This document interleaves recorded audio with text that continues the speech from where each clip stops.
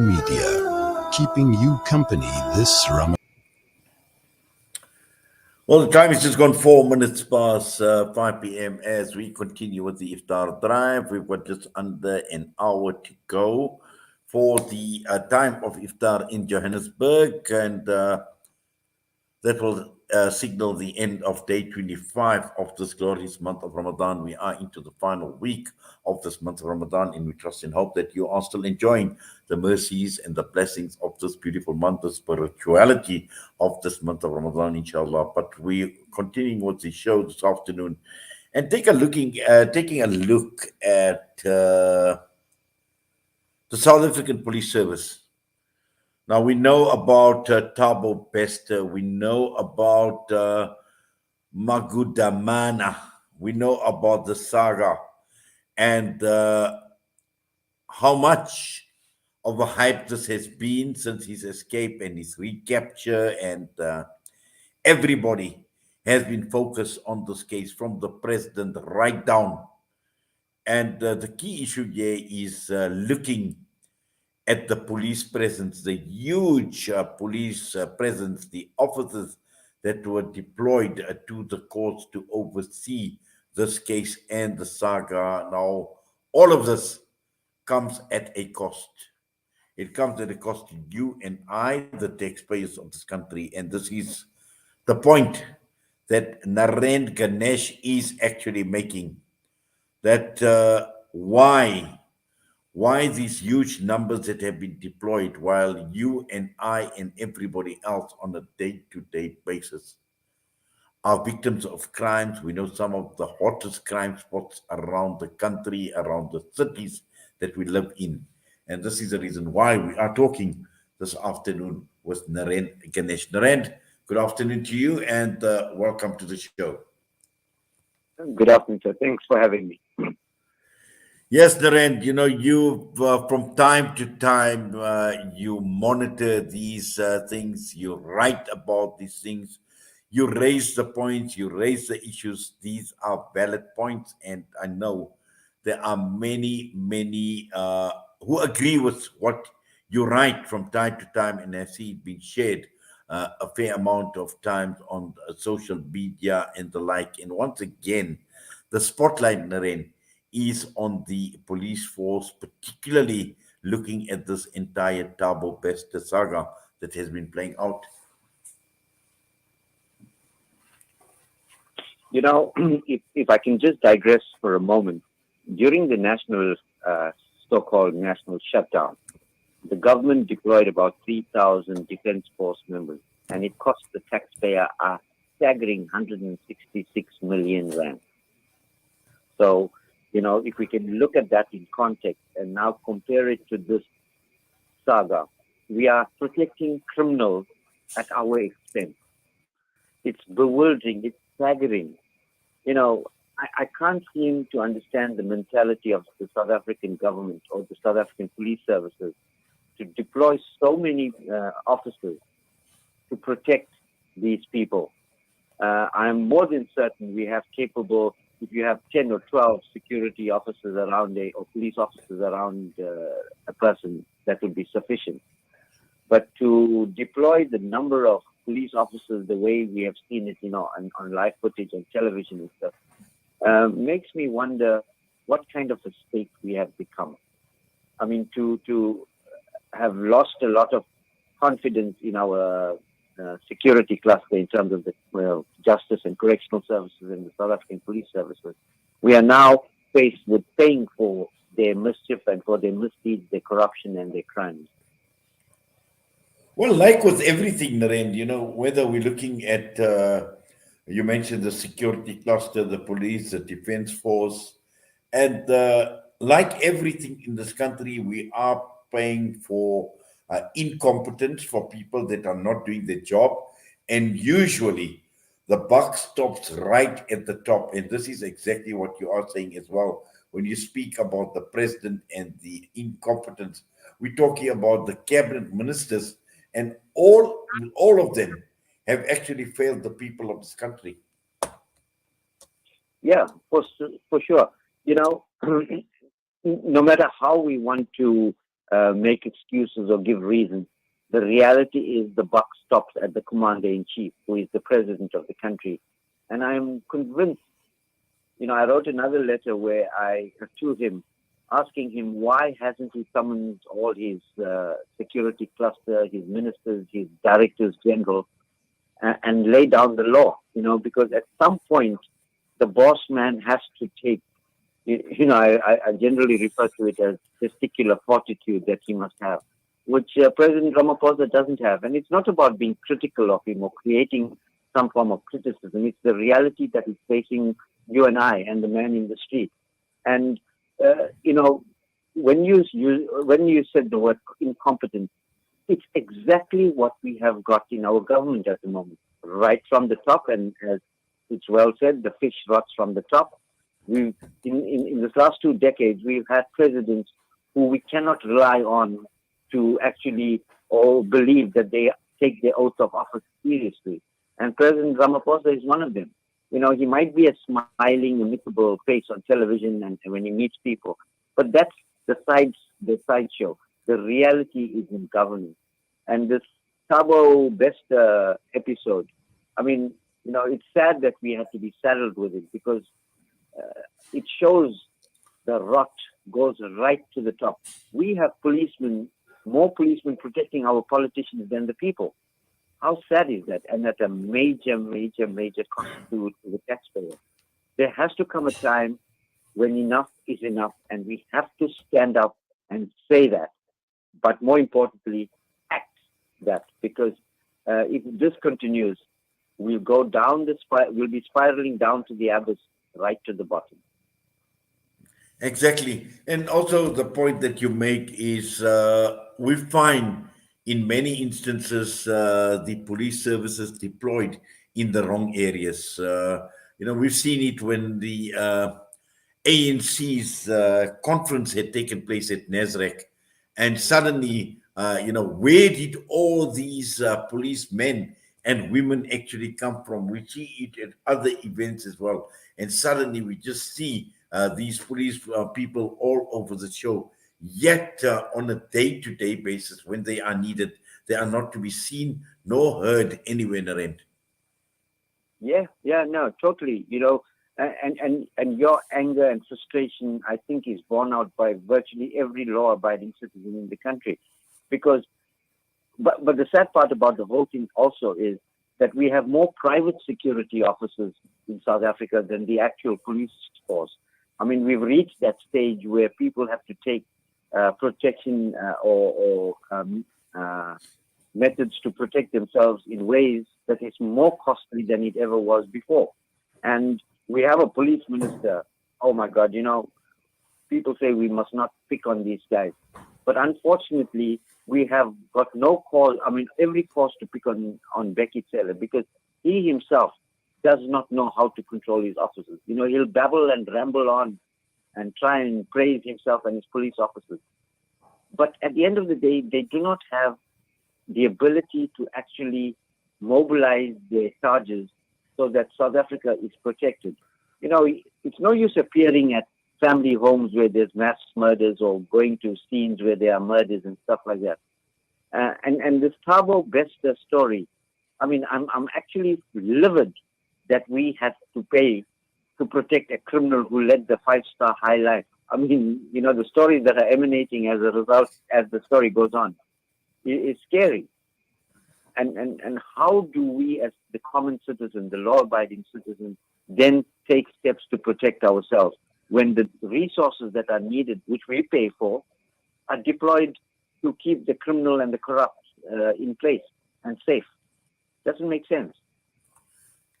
Well, exactly. And also, when we just coming back to the whole Thabo Bester saga, and we know that there's been a whole parliamentary thing where we've seen the security company G4S and the directors appear before parliamentarians and members of parliament and to be questioned.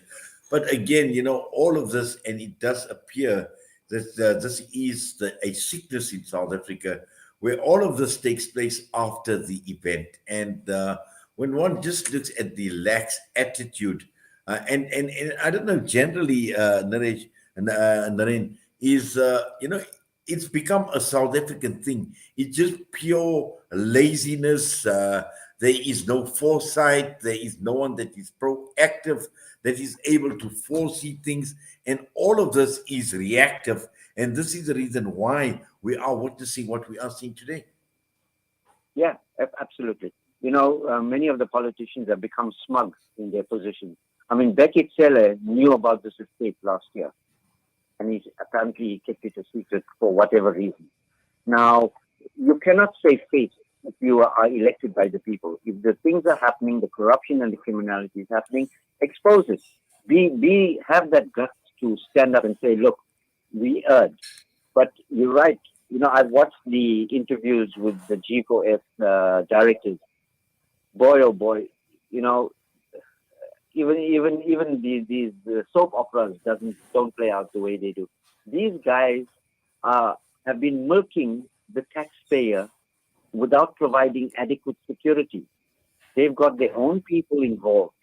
And won't be too surprised if high-ranking politicians are involved, because this involves big money. It doesn't involve you and I, who struggle to put bread on our table. It involves those in the hierarchy right on top. And there's a lot of cash cows who were ready to dish out money at some point. And the food chain was long. So when this thing plays out, and the sad part is it will play out for a long time to come, because, as you know, court cases in South Africa drag on until the person actually dies. So we might not even recover any of our lost money in any form. And, to have a doctor involved, implicated in this matter, and the way she was, it loses credibility of the South African public. What do foreign investors, what do foreign tourists think of South Africa? We are supposed to be building an image like every country does to attract people, because it brings in foreign currencies, it adds to the revenue of the country, it develops the GDP. What are we doing? We are actually devolving it into a right royal mess. And G4S, I can't understand that they haven't been terminated, And, we've also got security companies protecting police stations. This is the level we have reached in South Africa. And the people have to stand up. Next year is going to be a watershed year in terms of our general election. And the people have to stand up. If they don't, we're going to pay a price much worse than the last 5 years, because the incompetence will repeat themselves at a greater level. Well, exactly. Narendra, I'm going to put you on hold. We're going to play out 1 or 2 ads. And when you come back, I'm just going to wind down the program, because you've touched on this whole issue surrounding comes next year, the elections. But also, I just want to talk about active citizenry and, what we can actually do to put pressure on the politicians, and also at the same time to make a difference. So we'll just go for a quick air break. We'll be back. Thank you.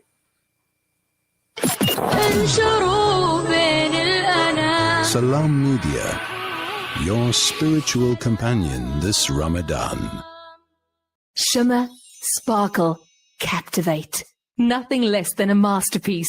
Droplets of gold inspires precious design. Platinum bursts with intricate freshness, and every pure diamond becomes more than just a girl's best friend. Voda Gold Gem Jewelers, where timeless dreams become a reality. Come to us. We tailor-make designer gold, platinum, and diamond jewelry. Trade in or remodel your old gold. Clad yourself with classy name-branded watches. We offer insurance valuation and freezer card calculation. Visit us at 534 Ridge Road, Overport, or call 031 208 9142. Voda Gold Gem Jewelers, manufacturers of fine gold and diamond jewelry. The month of mercy and endless blessings. The month of sharing the love, care, and spreading hope. This Ramadan, you can make it count by supporting one of the many projects by Penny Appeal South Africa. Donate your zakah, lila, fidya, kafara, and fitra safely and securely, knowing that your support goes to those most in need. Give hope. Make every minute count. May all your efforts and intentions be accepted. Penny Appeal, serving humanity, transforming lives. For a long time, we've lived in a centralized world, where institutions held the all-important data and confirmed all transactions. Those times are over. Welcome to Libertas Group, a blockchain development company boasting an ecosystem that continually redefines the way we do business. Our blockchain is decentralized, making it immune to hacking or alteration, putting the power back in your hands with no middleman so you can focus on the growth of your business. Libertas, the simplest investment choice you'll make.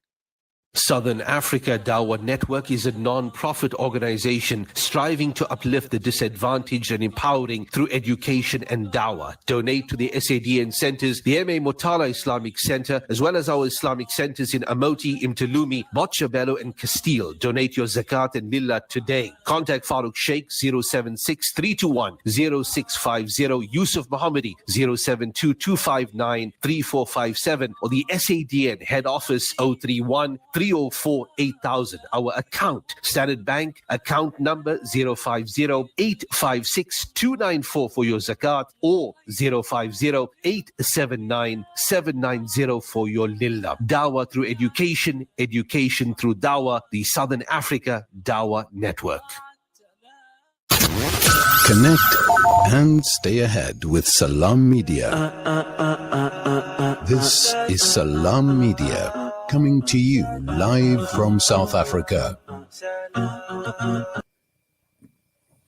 Well, the time is just gone 20 minutes past 5, and we just over half an hour away from the time of iftar on this 25th day of Ramadan here in Johannesburg. But we continue with the broadcast. We still have got our humanitarian segment coming up with Safia Musa from Spiritual Court, and we've got the Nasiha coming through. The advices was Maulana Abdul Khalik Ali just before the time of iftar. But rather, we continue with Narendh Ganesh, and we are talking about the incompetence of police officers. Yet, when it matters, they are deployed by the hundreds, as we have seen in the case of the Durban-based saga. Now, Narendh, just to continue, and I'd like to talk about, active citizenry. Now, we've seen with yourself, and I know, every time there is an issue, and you're right, which is great, because you created awareness. People are now in the loop with what is happening, but more importantly, highlighting the fact, the incompetencies, the inefficiencies that exist within the system, but also to keep us inspired and to keep us motivated that, listen, we need to wake up. We need a wake-up call, and it's time for a radical change that needs to be made. Yeah, no, totally. I totally agree with you. When I write these articles, and you're right, it is to create awareness, to create the hype so that people become involved. And next year is going to be a watershed year in terms of our electoral system, because for the very first time, independents will be allowed to contest the election. And more importantly, for the very first time, if you asked me this question 20 years ago, I would have said, no, it will not work. But for the very first time, small political parties are going to make a very big difference, as we have seen in Tshwane and Johannesburg in the metros, because they can become kingmakers. Now, the idea that the ANC has failed the country is on most people's lips. But when we want to change leadership, we must be very, very aware that it does not mean putting another political party there will suddenly change the whole fabric of the country. We need to know what caliber of leaders we are putting. The question I often ask people, do you know who your parliamentary person is in your constituency? Most people don't know, because none of the political parties inform the constituents, the electorate, you and I, who they've deployed to address the issues, to take up to national level and to fight. And that is why I am pleading, I am urging, I'm beseeching every single citizen of this country to get involved. People often say, I'm apolitical, I don't want to get involved in politics.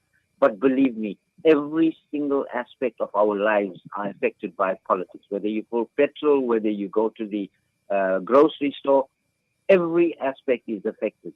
And unless we do not get involved, we will be paying a very hefty price. Not only us in the present, but those generations we are going to leave behind. And active citizenry does not just mean, showing a thumbs up on social media. it means getting involved in groups, in masses, and encouraging people. This idea about an election, we always voted maybe for the party we liked, past loyalties on an ethnic, racial, religious basis. But now look at the leaders. Look who is involved in those parties. Question them, interrogate them. Because at the end of the day, like they always say, politicians are in it for something. Let's change the paradigm. Let's shift the dynamics and put people who are really servants of the people, who will work in the interests of the people. I cannot stress this more. If that doesn't happen, so we're going to pay a price like we never knew before.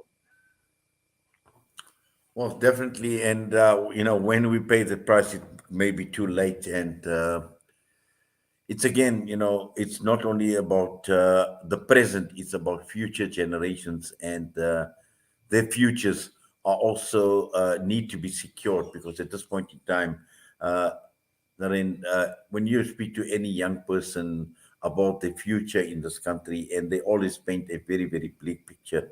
So it's not only about us. We need to do something today to secure a better future for our future generations. Yes. Through your medium, I'd like to appeal to the young people of South Africa. Please get involved. This is your future at stake. In 30 years' time, you'll be probably sitting and fighting the battles that we should have won today. And if you don't get involved, I understand the hedonistic lifestyle of the young generation. They all into social media, and technology has taken over their lives. But there comes a point when you have to dedicate to the well-being of the country, to become a patriot, because at some point or the other, you're going to be in the mainstream of the economy, of the education, of the health system. So if you do not get involved and do not make your stand now, you probably will realize that when it's time to do so, and you turn back and look at the road that you traversed, it might, as you said, be too late. And I'm making this appeal so earnestly, you won't believe, because I have a passion for the young people to join in and become part of the fabric of South Africa, not just an element of society that will take on the cudgels later on. Later on might never happens. There's a famous saying, if tomorrow comes. We do not know that. But if it does, and we're not ready, we are in trouble. Well, Narendra, we're going to have to leave it at that. As always, we appreciate you taking time out and talking to us right here on Salam Media, and we wish you all the best. And yes, until next time we chat, all the best to you. Thank you. I'd like to take this opportunity of wishing all your listeners happy and well-being over the past. And if I don't speak again, then happy Eid to all your listeners. Well, thank you very much for that. It's so much appreciated. Take care. Narendh Ganesh with us this afternoon, and with that, we're heading straight for our humanitarian segment this afternoon, and we will be talking with spiritual courts. We will be joined by Safia Musa.